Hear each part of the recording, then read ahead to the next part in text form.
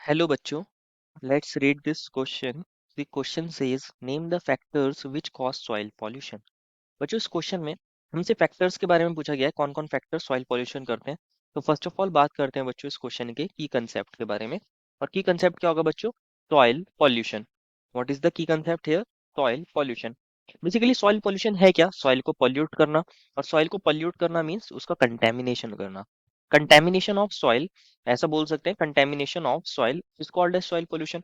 Soil को contaminate करना, उसकी क्वालिटी को इफेक्ट करना, यही सब तो होता है सॉइल पोल्यूशन। या फिर बोल सकते हैं डिग्रेडेशन ऑफ सॉइल क्वालिटी, उसकी क्वालिटी को डिग्रेड करना, इफेक्ट करना, डिक्रीज करना, जैसी उसकी क्वालिटी होनी चाहिए थी उसको उससे डिग्रेड कर देना। This is all about soil pollution.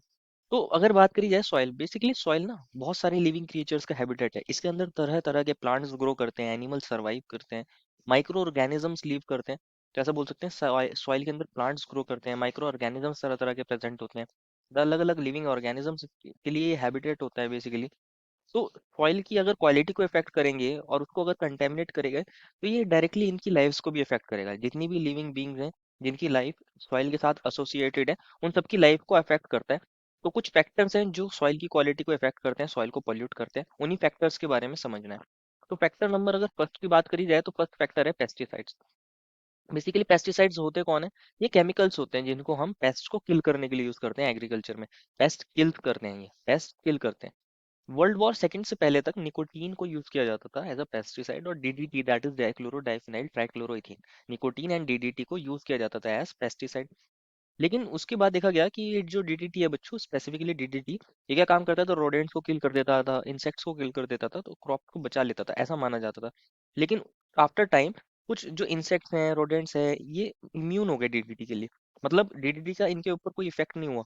इस वजह से अब नए नए केमिकल्स, नए नए पेस्टिसाइड्स को यूज किया जाता है, जिसका नाम है डाई एल्ड्रिन। एल्ड्रिन ये कुछ पेस्टिसाइड्स है जिनको यूज किया जाता है। डीडीटी का तो बच्चों बैन ही हो गया है बिल्कुल, क्योंकि डीडीटी के इफेक्ट बहुत ज्यादा थे हेल्थ के ऊपर।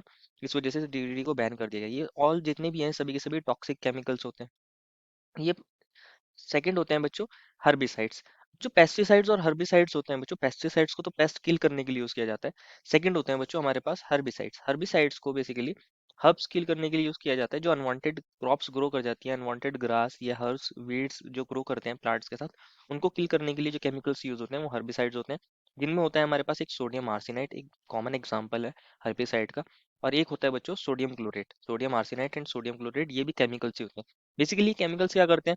जब ये केमिकल्स को हम क्या करते हैं एग्रीकल्चर में यूज करते हैं पेस्ट को किल करने के लिए, हर्बिसाइड्स को हर्ब्स किल करने के लिए, वीड्स को किल करने के लिए, तो ये जो केमिकल्स होते हैं बच्चों, ये सॉइल के अंदर क्या चले सॉइल के अंदर चले जाते हैं।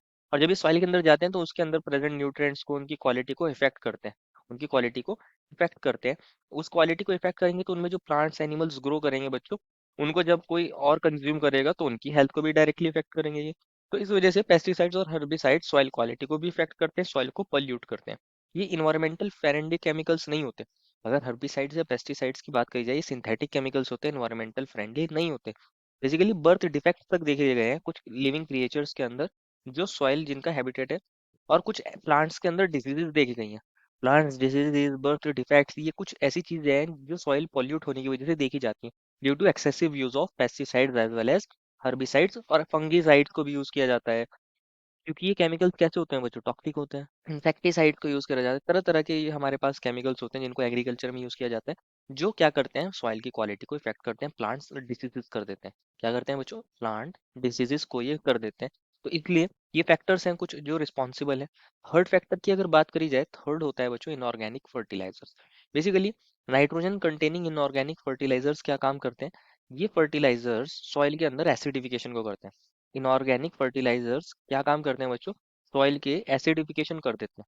Inorganic fertilisers lead to soil acidification. अब सॉइल एसिडिक नेचर का हो जाएगा, उसकी पीएच को इफेक्ट बोलते हैं करते हैं बच्चों ये।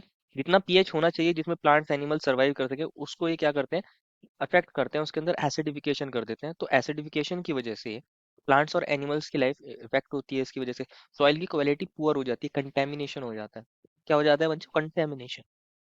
फोर्थ फैक्टर की अगर बात करी जाए तो इंडस्ट्रीज, इंडस्ट्रियल पॉल्यूशन बोल सकते हो बच्चों। बहुत सारी इंडस्ट्रीज हैं बच्चों ऑल ओवर द वर्ल्ड, जो क्या करती हैं अपने जो उनका वेस्ट प्रोडक्ट्स होते हैं, तरह तरह के केमिकल्स होते हैं इंडस्ट्रियल पॉल्यूशन के अंदर, तरह तरह के केमिकल्स, टॉक्सिक केमिकल्स बोल सकते हैं, हैवी मेटल्स होते हैं बच्चों, क्या होते हैं, हैवी मेटल्स, टॉक्सिक केमिकल्स, ये सबको क्या करती हैं वो डंप कर देती हैं सॉइल के अंदर। वो क्या करते हैं, या तो रिवर्स के अंदर कर देते हैं डंप, तो वाटर पॉल्यूशन करते हैं रिवर लेक्स में, या फिर सॉइल के अंदर क्या कर देते हैं, उनको डंपिंग कर देते हैं, डंपिंग कर देते हैं ऑयल की, फ्यूल की, वेस्ट फ्यूल की कर देते हैं, केमिकल्स की करते हैं डंपिंग। और इस डंपिंग की वजह से ये सॉइल की हेल्थ को इफेक्ट करता है, सॉइल की क्वालिटी को इफेक्ट करता है, सॉइल को पॉल्यूट करता है। तो इंडस्ट्रियल पॉल्यूशन एक मेजर फैक्टर है जो सॉइल को क्या करता है बच्चों, पॉल्यूट करता है, सॉइल पॉल्यूशन के लिए रिस्पॉन्सिबल है।